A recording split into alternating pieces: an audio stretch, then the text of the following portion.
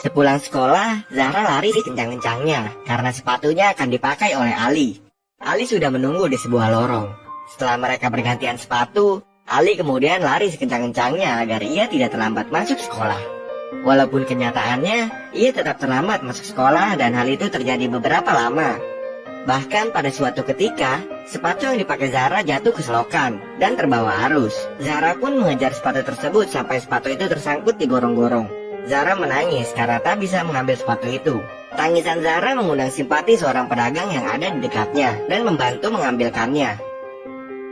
Akibat kejadian tersebut membuat Zahra terlambat bertukar sepatu dengan Ali dan membuat Ali marah karena ia terlambat masuk sekolah.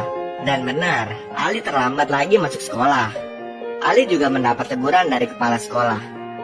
Ketika sedang proses kegiatan belajar mengajar, Pak Guru mengumumkan hasil penilaian dan Ali mendapat peringkat kedua di kelasnya. Walaupun penuh dengan kesederhanaan, tapi Ali merupakan anak yang cerdas dan rajin. Atas prestasinya itu, Ali diberi hadiah oleh Pak Guru, sebuah pulpen yang cukup mahal. Ali kemudian memberikan hadiah itu untuk adiknya. Zahra sangat senang menerima hadiah itu. Pada saat upacara di sekolah, tanpa disengaja Zahra melihat seorang anak perempuan yang memakai sepatunya. Melihat hal itu, Zahra terus mengamati apakah benar itu adalah sepatunya. Pengamatan itu masih berlanjut hingga saat istirahat. Anak itu bernama Roya. Setelah pulang sekolah, Zahra tak langsung menemui Ali untuk bertukar sepatu. Akan tetapi, ia membuntuti anak yang memakai sepatunya dengan tujuan mengetahui alamat si anak tersebut. Hal itu tentu membuat Ali kembali terlambat ke sekolah.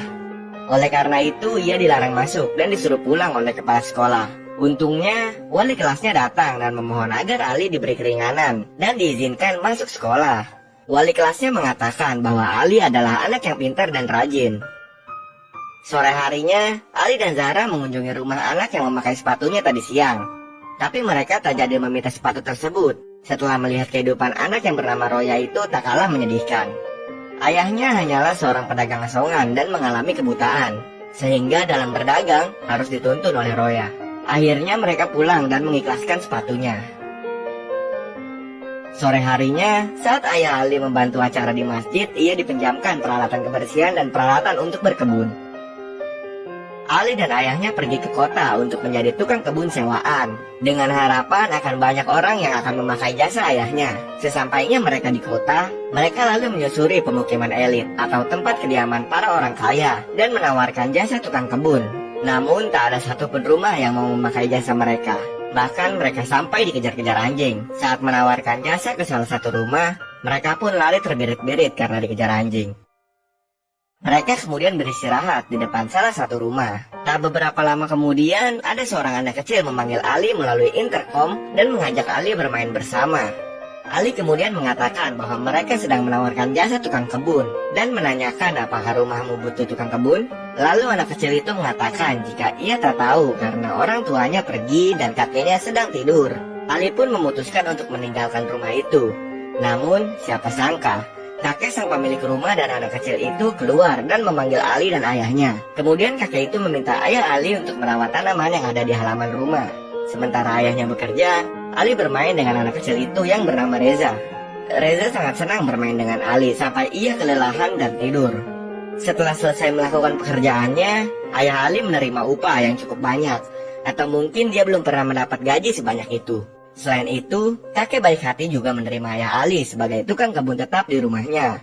Dalam perjalanan pulang, ayah Ali berkata, jika ini dapat berjalan terus-menerus, maka mereka bisa hidup yang lebih baik dan dapat memenuhi kebutuhan yang diinginkan. Ali mengatakan jika yang penting adalah membelikan sepatu untuk Zahra terlebih dahulu, dan ayahnya pun mengiyakannya.